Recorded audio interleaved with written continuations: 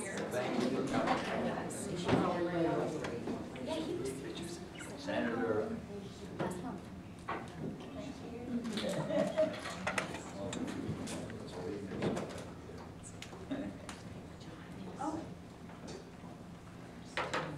Hello, everybody. Hello. Welcome. I'm going to shake hands with everybody around the table here. Nice to see you too. Thank you. Nice to meet you. Senator Sandra here. Very Nice to meet you. Hi, Linda. Nice to meet you.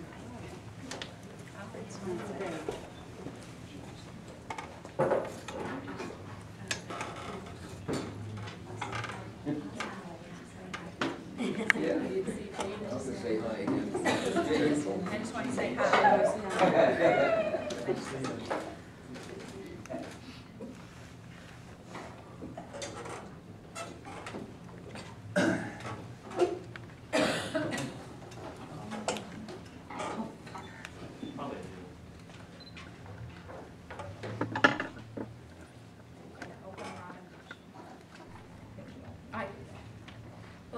Thank you everyone for coming, and we're just so happy to host this very small event for a really big reason for Senator Shaheen, and she's just been a champion of the VAWA reauthorization and continues to do so this year, taking a lot more dedication than one would have ever thought or hoped, but she's staying at it, and so thank you for coming. And she just came from visiting some women that we're working with and got to talk with them, and it was very, very lovely.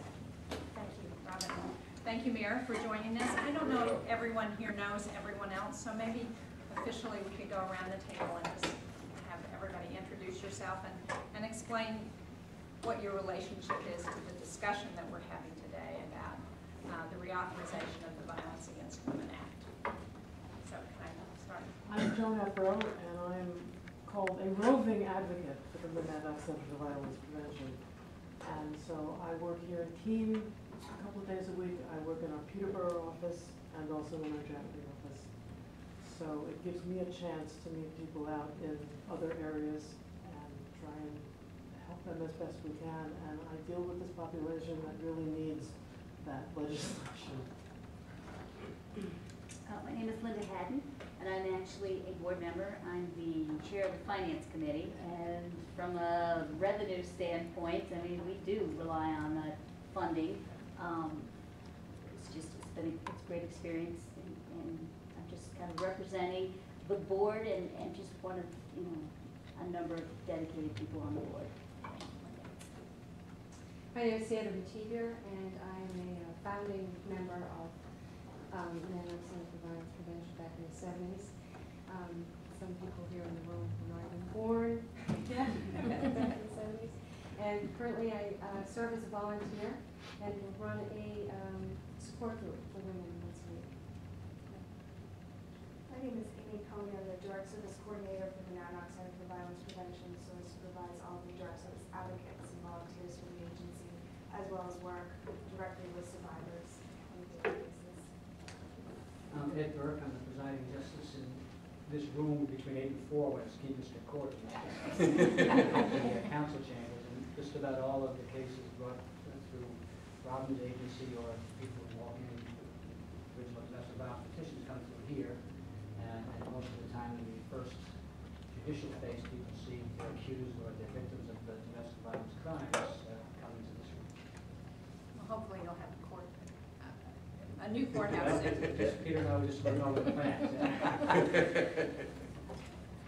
My name is Amanda Brady Sexton. I'm the Public Policy Director for the New Hampshire Coalition Against Domestic and Sexual Violence, and I've had the pleasure of working with the Senator and her very dedicated staff on the reauthorization of the Violence Against Women Act. And I would just say very briefly how fortunate we are to not only have a champion here in the state on domestic violence, sexual assault issues, but an absolute national champion on the Violence Against Women Act. So I really appreciate it. I'm Kendall Lane. I'm mayor of the city of Keene. This is my room in the evening. After it turns it over to me. Everybody shares, right? We all share. And I would say to Ed that hopefully for the next year and a half that he's still using this room, we're able to increase the level of security that he exists in this room. In my other life, I'm an attorney, and I do a fair amount of family law and work with a number of clients who are in fact victims of domestic abuse. So it is something that I have had a fair amount of experience with, unfortunately. Robin, you introduce yourself. You're right. Yes, good afternoon. I'm Molly Kelly, State Senator that represents District 10, which we all know Keene is a part of. This issue has been important to me for a very long time, and I'm here today to support the work that Robin does, and I'm always here to support Senator Shaheen and her work, especially her work in this particular issue of women and families. I'm John Hoffman, I guess sort of a local resident, and been involved in various ways with the center ever since we first came up here, I guess first through the United Way, and for, I guess, my many sins in life, I got recruited years ago as the Grand Marshal for their the annual walk a mile in their shoes event, where we put on high heels and parade up and down Main Street.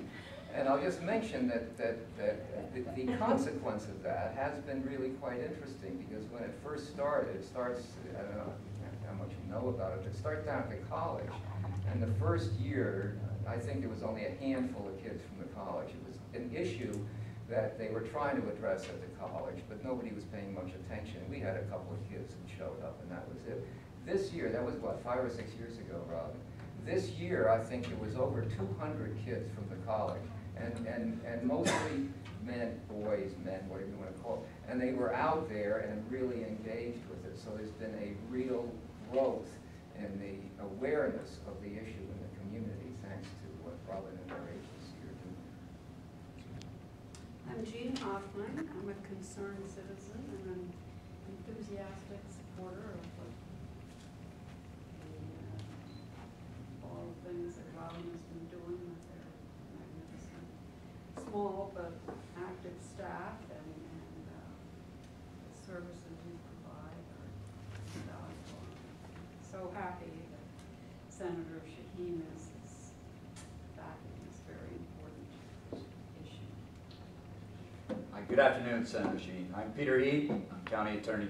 I want to tell you how much I appreciate it, and I know how much everybody in this room appreciates your support. As prosecutor here, I can tell you we have a position in our office that is funded, at least in part, by the grant, and this prosecutor spends 50% or more time working on cases involving domestic violence.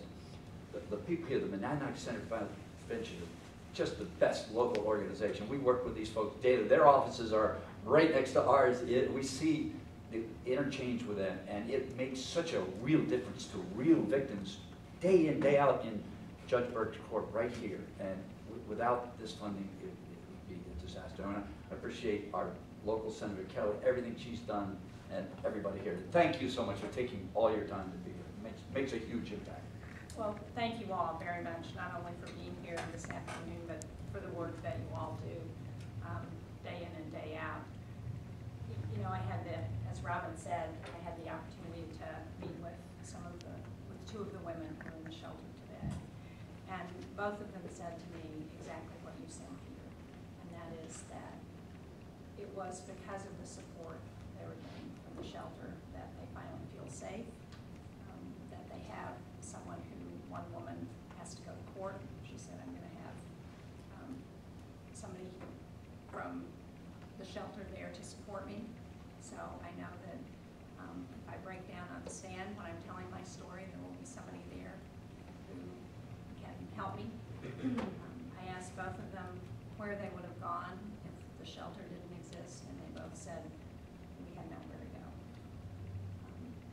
It's very clear the difference that this shelter and so many others across New Hampshire are making. The Coalition Against Domestic and Sexual Violence in the state is making for women and for victims of abuse. And as you all know, we need to reauthorize the Violence Against Women Act in Washington, because while it's not a huge amount of money, it makes such a difference in leveraging what's available locally and at the state level.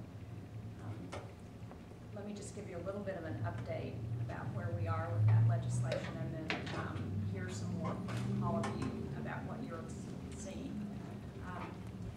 As most of you know, I think we passed through the Senate on a very strong bipartisan vote, the Violence Against Women Act. It has been